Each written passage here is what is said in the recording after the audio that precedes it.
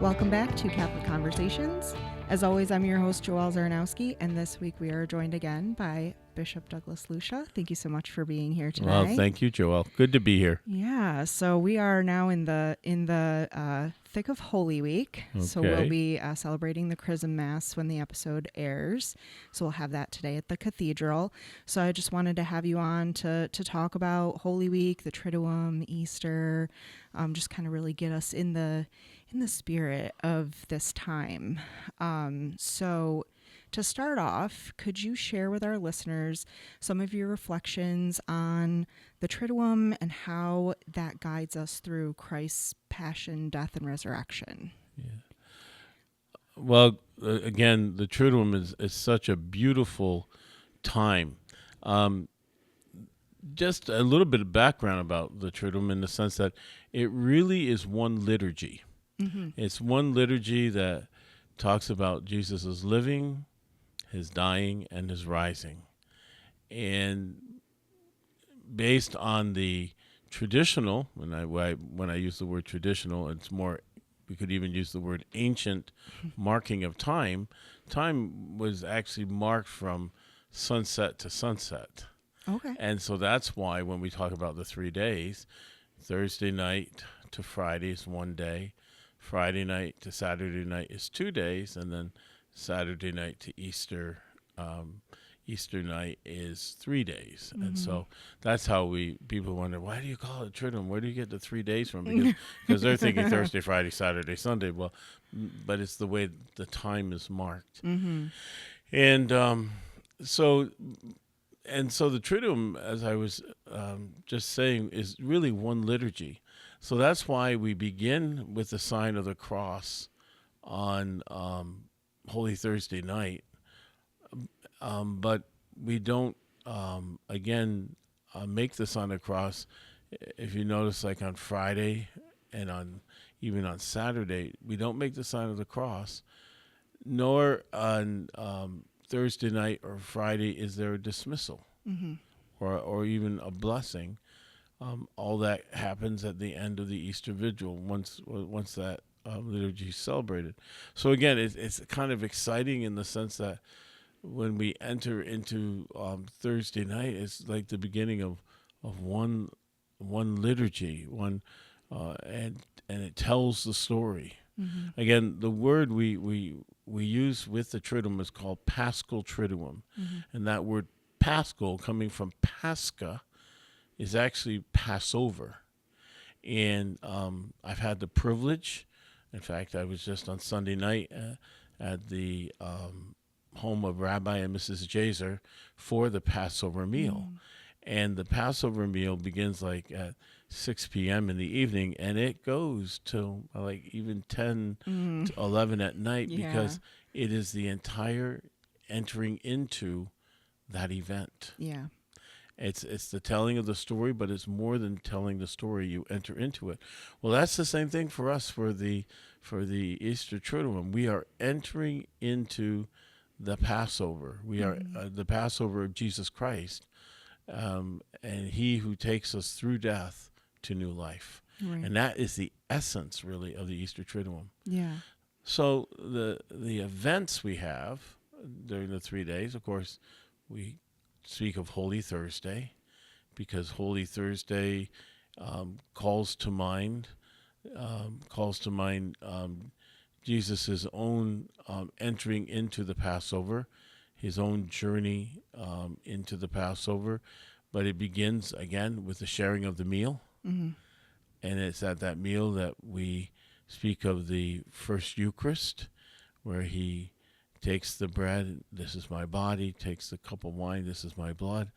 But he also institutes the priesthood, in the sense of he tells those with him at table, the apostles, do this in memory of me. Right. And then, so from that moment, after the sharing of the meal, much like the story of Passover, there's the meal, but then there's the journey. And that's what begins on Holy Thursday night. One of my favorite parts of the evening is after the Holy Thursday Mass is what we call the watch. Mm-hmm. And it's a time where we go before the repository, where we can have a chance to pray with Jesus like he prayed in the Garden of Gethsemane. And then from there, on Good Friday, of course, the heart of Good Friday really is the Passion. Mm-hmm. Like even when we gather for Good Friday's the only day we do not celebrate Holy Mass. We do not celebrate the Eucharist. But what we have is a liturgy of the Word, and at the end of which we receive Holy Communion from the Blessed Sacrament, from the reserved sacrament Mm-hmm. that was consecrated at Mass.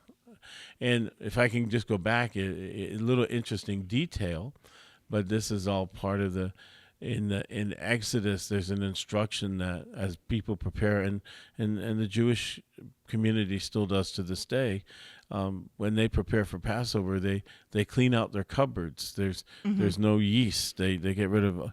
Well, it's very interesting when the tabernacle, which is usually where we have the Blessed Sacrament, the reserved sacrament, that is empty when we begin on Holy Thursday night.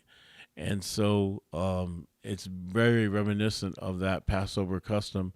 And yet, when we consecrate the bread and the wine into the body and blood of Christ on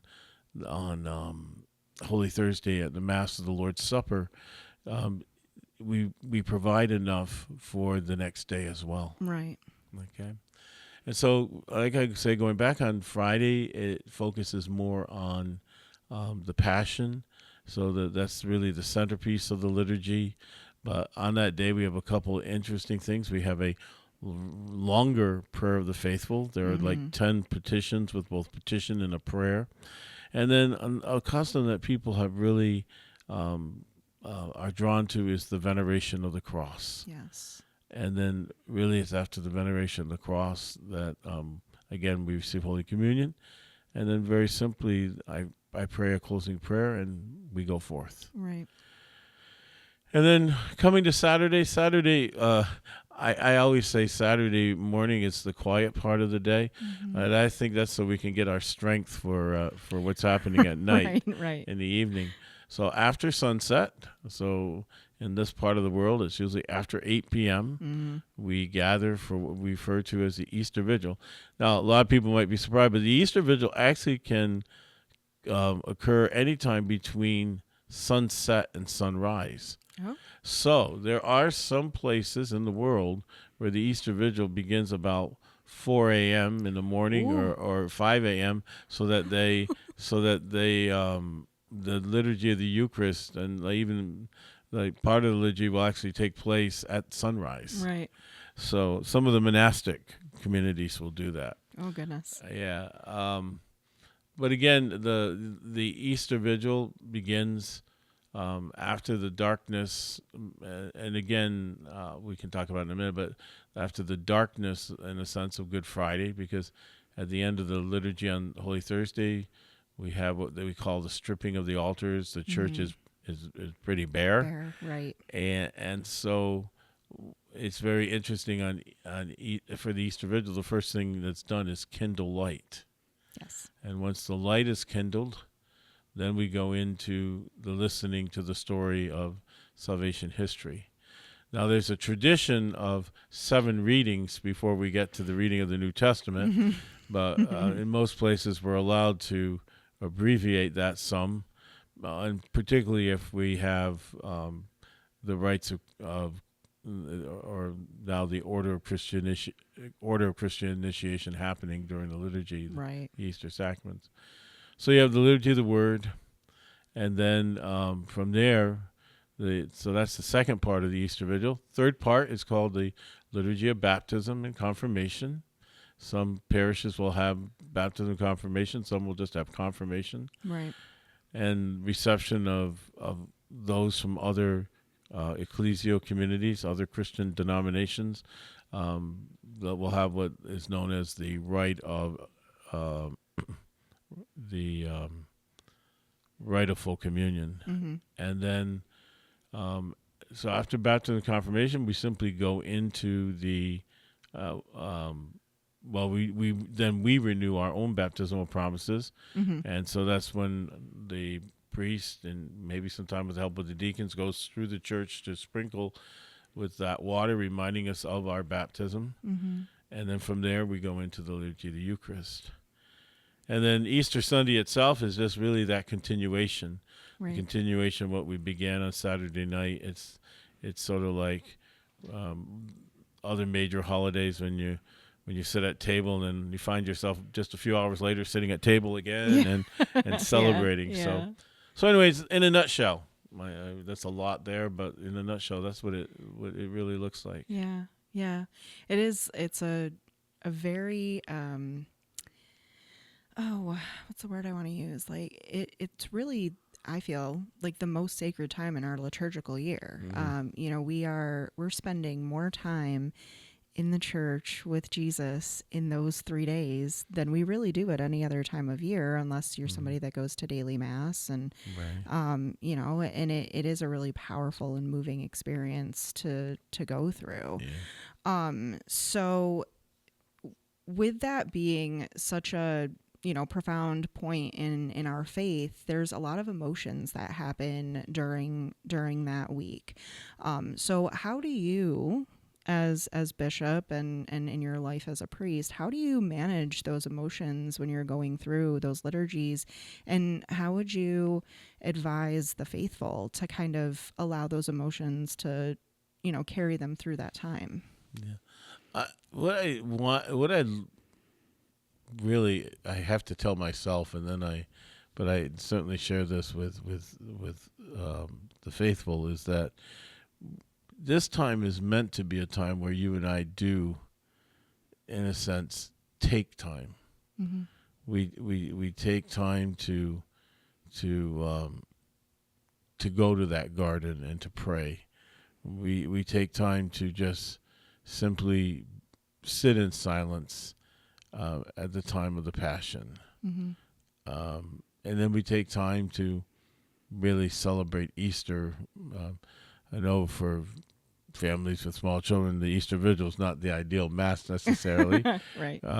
But just the idea of being able to take some time to really enter into to what I call engage in. So like on Holy Thursday night, I love to encourage people to take time to pray at the repository, to take time to just be still with the Lord. Yeah. I know there's some folks in town that have the wonderful custom of the 7 churches, Mm-hmm. and that is a custom I'm familiar with especially from the city of Rome, and that is Rome, Italy.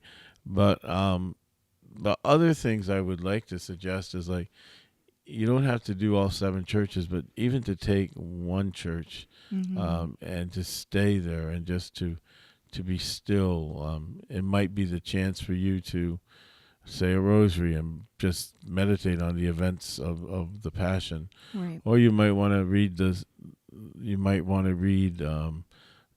what is known as Jesus's last discourse, which it basically is particularly like chapter 14, but the chapters leading up to where Jesus' Passion is described in John, but they're often called the last discourses, which was really, some have put those words at the time when Jesus, before he died on the cross, talked in such an intimate way about our relationship with the Father. Right. Yeah. Yeah. So, and then again on Good Friday. See, this is one thing I miss, but I can remember growing up as a kid, and on Good Friday from 12 to 3, you were just quiet. Mm-hmm. Even if you were a kid, you were quiet. Mm-hmm.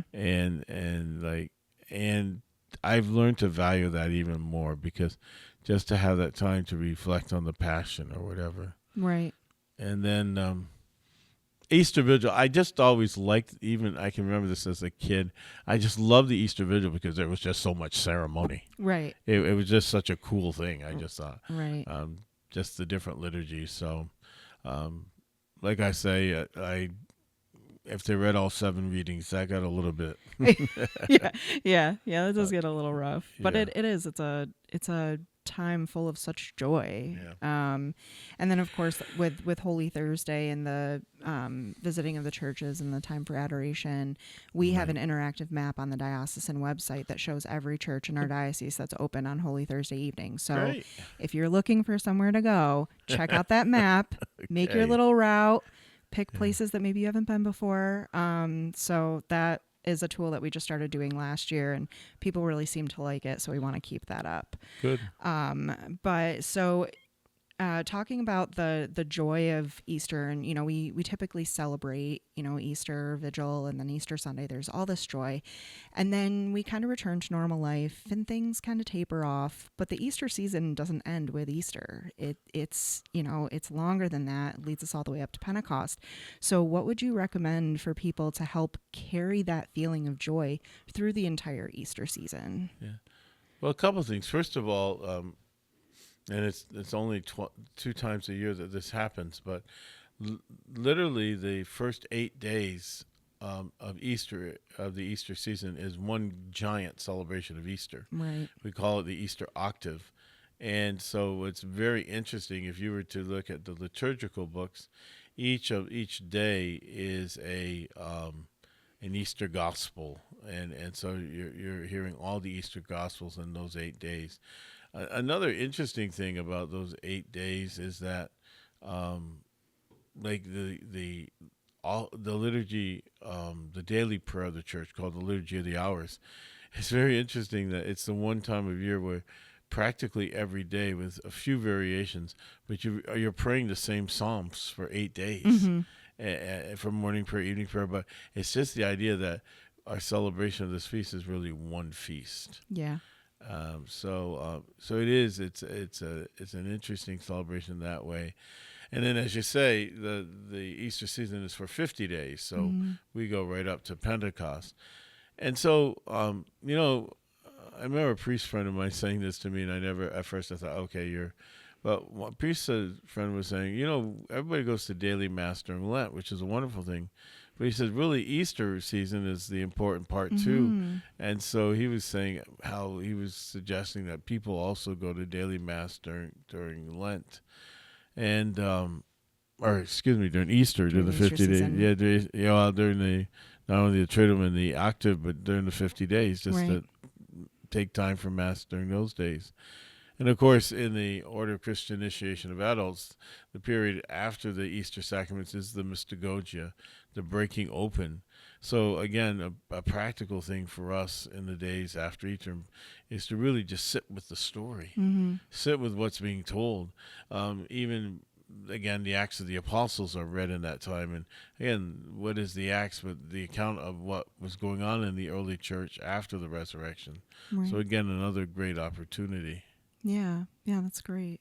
So we're going to run a little bit longer than we normally do because I have one last question for you. Okay, no problem. We are, obviously, again, we're in the Jubilee year this year. Right. So what piece of advice, or if there was one action that you would ask people to take this Easter season to live out the spirit of the Jubilee year as Pilgrims of Hope, what would that be? Well, 2 things, I think. First of all, to come and celebrate the sacrament of reconciliation, of penance. And on the Monday of Holy Week, the light is on for you.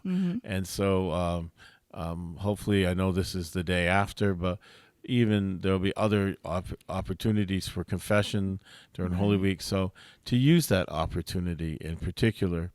The other piece of advice I have for people is during one of the focuses is the hope that is Jesus Christ himself.